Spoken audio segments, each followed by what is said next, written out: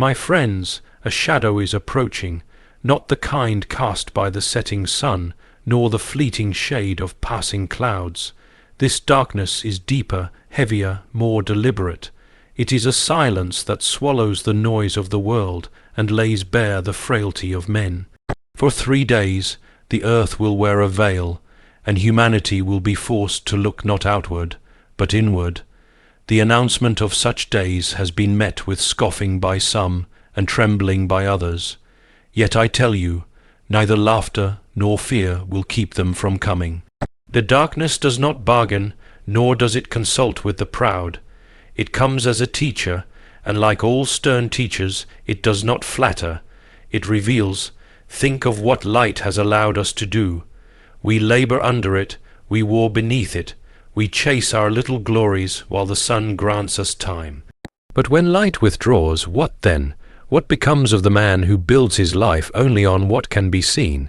He will find himself as blind as one who wakes in an unfamiliar room, groping at shadows that refuse to answer. The darkness will not lie. It will simply strip away the illusions we have clothed ourselves with. There is a peculiar mercy in this, for when the lights are extinguished, when the distractions vanish, when the world is hushed, a soul can finally hear.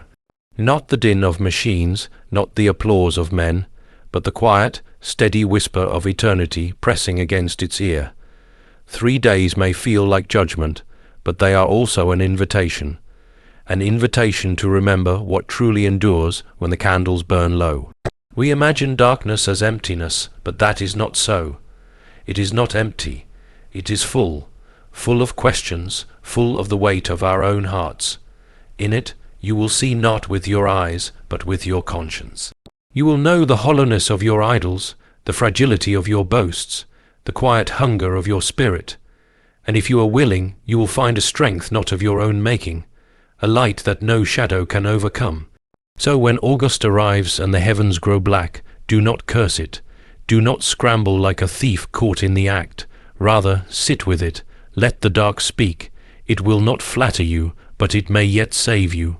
For the end of light is not the end of hope. Hope is not dependent on stars or suns. Hope burns from within, and in those 3 days you may discover whether your hope is true or counterfeit. When dawn returns, and it will, the question is not whether the earth will be restored to light, but whether you will be. The world may resume its clamor, but you will never be the same, unless you choose to bury what was shown to you in the silence. The 3 days of darkness are coming. They are not sent to destroy, but to awaken, and blessed is the one who learns in shadow what he refused to see in the light. The 3 days of darkness will strip away illusion and reveal the true state of the human heart. It is easy to live as though the world we see is the only world that matters. We rise in the morning and go about our labors, chasing what pleases our eyes and satisfies our appetites. We adorn our days with laughter, ambition, wealth, and praise, imagining these to be solid walls around us, protecting us from the gnawing questions of existence. Yet all these things are but painted glass, fragile and shimmering for a moment, and when the light fades, they are exposed for what they are, illusions. In the days of darkness, there will be no glitter to distract the eye, no stage lights to flatter, no spotlight to cast a false importance upon anyone. The masks worn so easily in the brightness will fall, and what is hidden within will stand uncovered. The darkness does not consult with pride, nor does it flatter vanity. It arrives without prejudice, and in its presence every soul must meet itself honestly.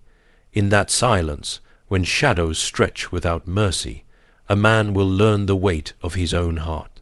He will hear the voices he has buried under the noise of routine, the regrets he silenced, the doubts he mocked, the longings he ignored.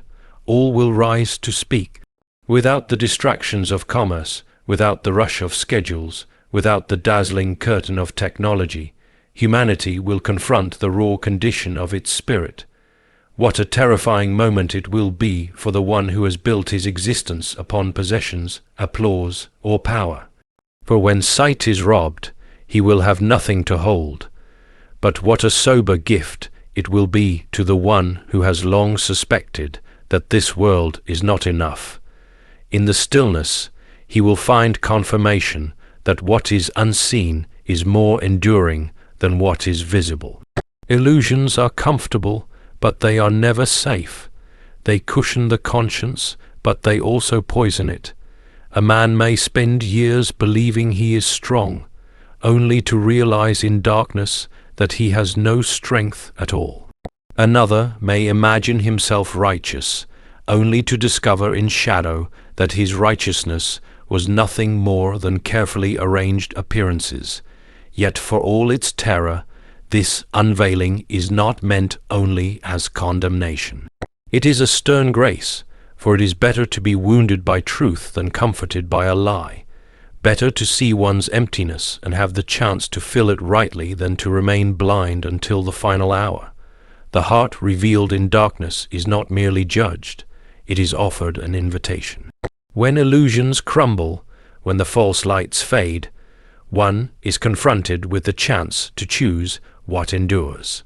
Love that is not shallow sentiment but sacrifice, faith that is not mere words but a fire within, hope that does not depend on circumstance but clings to what is eternal. These will be seen as the only treasures worth keeping. The darkness will not create these virtues, but it will show plainly whether they exist within us, and when everything else is silenced, the human soul will hear whether it is empty or alive. Thus the 3 days of darkness are not a punishment alone, but a revelation. They will expose the fragile scaffolding we lean on and strip away the scenery of our illusions. What remains is the naked soul, standing in the shadow of truth. Some will rage against it, refusing to see. Others will tremble and listen, and some will awaken at last, understanding that what they took for security was only vanity, and what they neglected was the very light they always needed. In silence and shadow, souls will be invited to hear the voice of eternity. The world is rarely still, for it busies itself with noise that drowns out the deeper call. Every hour is filled with the clamor of machines, the echo of human ambition, the chatter of endless distractions that keep hearts from noticing their own thirst. We fill the silence with entertainment. We chase away quiet with ceaseless activity, because within the quiet we fear what we might discover.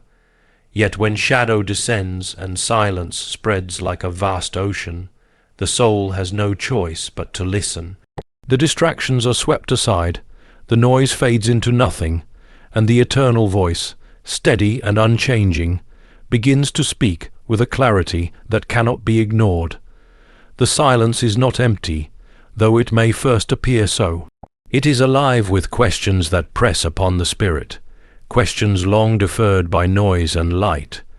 What do you live for? What end do you seek?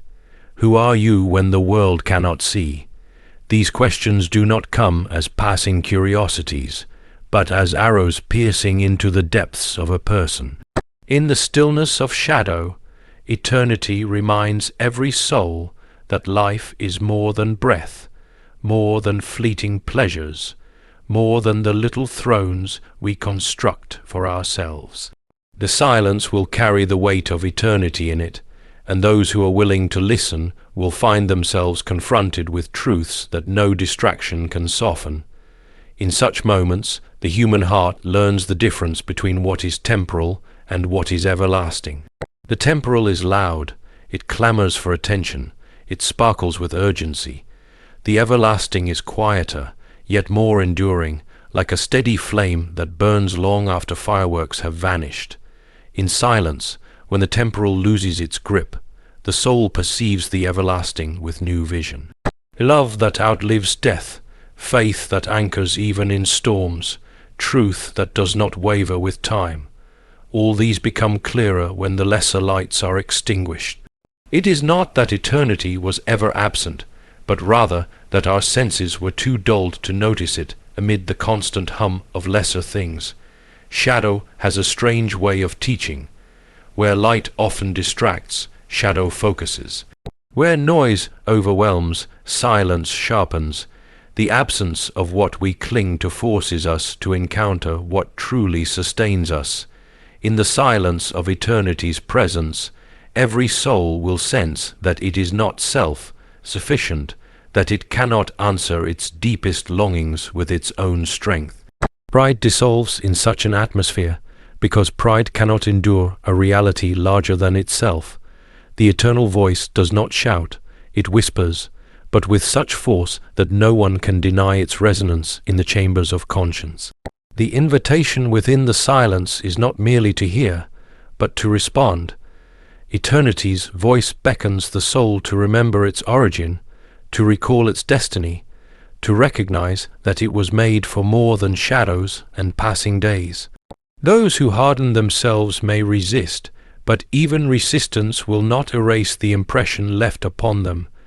Those who open themselves, even trembling, will discover that the silence is not barren but full of presence, full of guidance, full of hope that lies beyond the momentary darkness. In these 3 days, silence will become the language of heaven. Shadow will be the canvas upon which eternity writes its message. Those who listen will discover a wisdom that cannot be shaken, a peace that cannot be stolen, a hope that cannot be extinguished.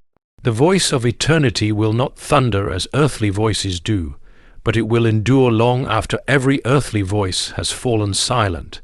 It will reach not the ears alone, but the very marrow of the soul, speaking of things that never pass away. The darkness is not destruction, but a stern mercy meant to awaken us before the dawn.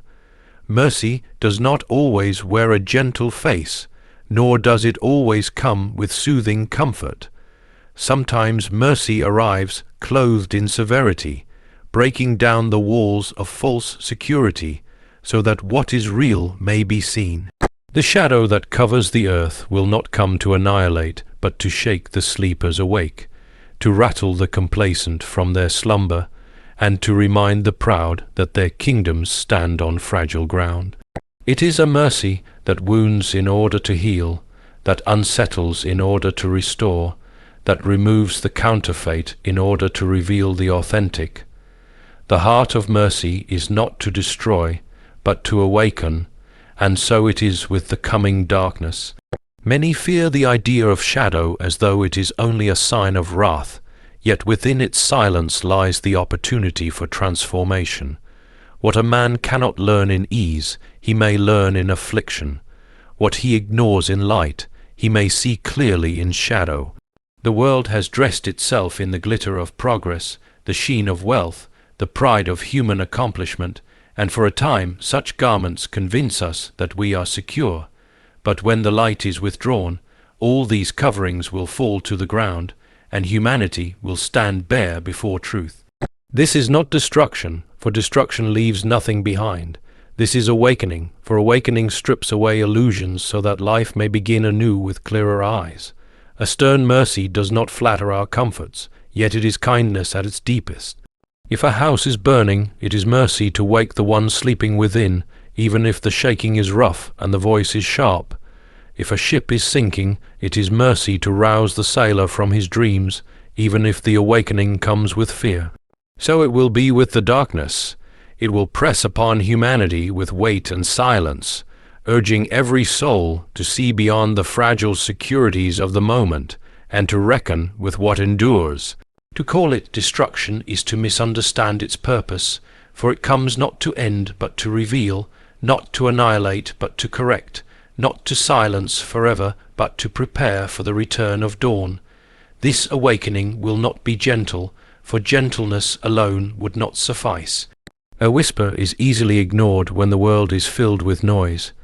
A soft tug is dismissed when distractions chain the heart.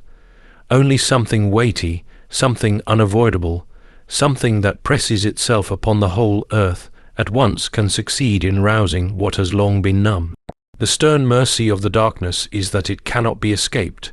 No man can purchase his way out of it, no authority can command it away, no invention can erase it. It levels all people alike, mighty and humble, wealthy and poor, learned and unlearned. Before its veil, every human heart will be confronted with the same truth, that all is vanity unless it is anchored in what no darkness can consume. And yet, this very universality is its mercy. It comes not for one, but for all, not for the few, but for the many. It is a reminder that time is not endless, that life is not guaranteed, that eternity presses near. The days of shadow are a summons, a solemn gift given before the final dawn breaks. They are a warning, yes, but a warning filled with hope, for warnings are themselves merciful. They tell us there is still time to awaken, still time to turn, still time to prepare for what is to come. The darkness, though stern, carries within it the seed of renewal. For those who will allow themselves to be awakened will rise from it with eyes newly opened, hearts newly tender, and lives more firmly grounded in what no night can touch,